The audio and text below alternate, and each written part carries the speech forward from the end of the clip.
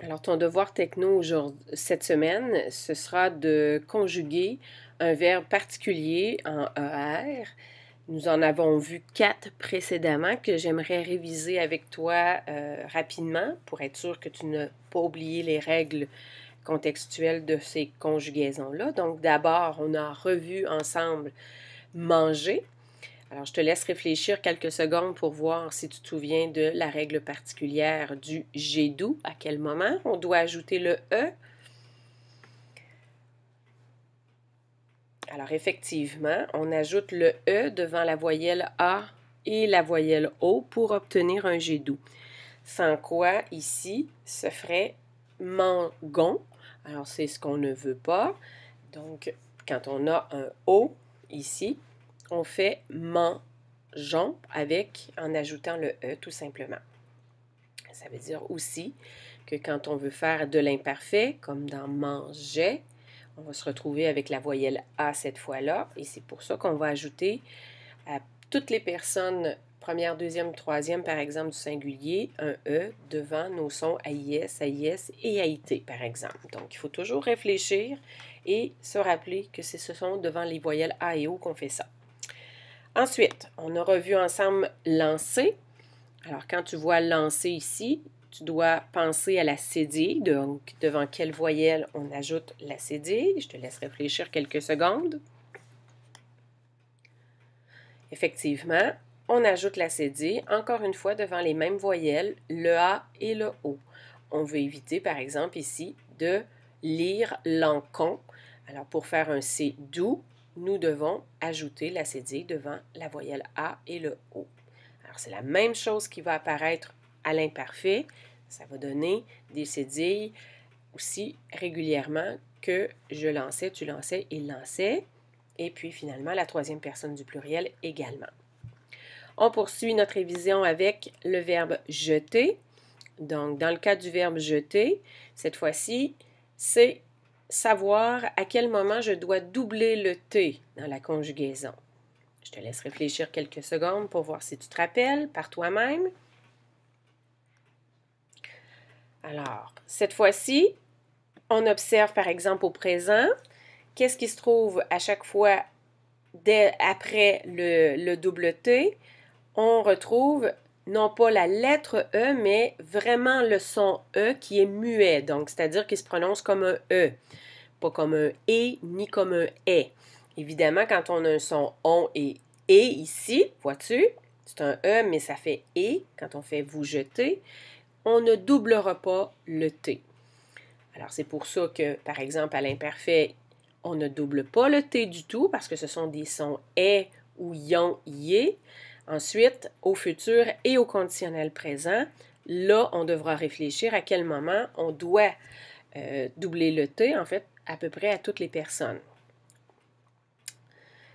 Finalement, on termine notre appel avec le fameux verbe appeler. Alors, celui-ci, je te fais observer immédiatement qu'il y a toujours 2 P puisqu'on va garder son radical. On va enlever seulement que la terminaison en ER pour faire nos conjugaisons. Et parfois, on va doubler le L. Alors, à quelle occasion? Je te laisse réfléchir quelques secondes pour voir si tu t'en rappelles. Effectivement, sensiblement la même chose que jeter. Donc, devant le son E muet, on va doubler le L pour que le E se prononce vraiment comme un E. Alors, ça va donner, dans ce cas-là, appelle. Tu appelles, il appelle, nous appelons. Vois-tu? Là, ici, il se prononce comme un E parce le L est placé devant le on et le E. Alors, on y va avec le nouveau verbe cette semaine. Je te demande d'avoir ta grille de verbes devant toi et d'avoir un bon crayon aussi pour pouvoir écrire bientôt. D'abord, le verbe céder, dans le fond, il faut peut-être se rappeler effectivement d'une règle de base concernant l'accent grave. Donc, la lettre E va prendre un accent grave seulement quand elle est précédée d'une autre lettre qui est suivie d'une syllabe contenant le E muet. Qu'est-ce que ça veut dire, ça? Ça veut dire que, par exemple, quand je dis nous ferons la grève, bon, bien, la grève ici, c'est un E accent grave et c'est un son E parce que la syllabe suivante, ve, est donc contient un E muet.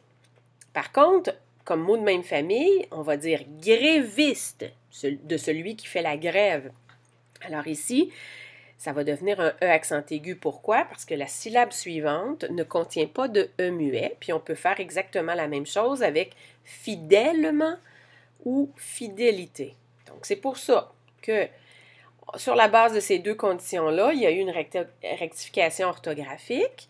Donc ici, l'écran que je te montre, c'est tiré du logiciel Antidote, je tiens à le préciser. Donc, dans les Becherel, tu ne verras pas nécessairement cette conjugaison-là, mais j'aimerais bien ça te la montrer tout de suite.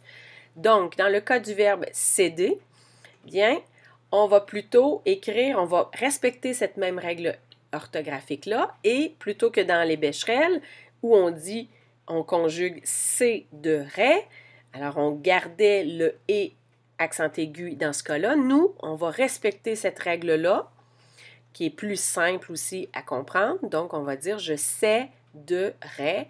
Donc, on va mettre le « e » accent grave devant une syllabe qui contient un « e » muet pour faire nos conjugaisons. Ce qui veut dire que la correction se fait surtout au futur et au conditionnel. Bon, oui, il y a plein de verbes qui sont touchés par cette correction-là, cette rectification orthographique-là. Le but, ce n'est pas nécessairement que tu les apprennes tous, mais que tu aies en tête quand même un verbe modèle comme céder.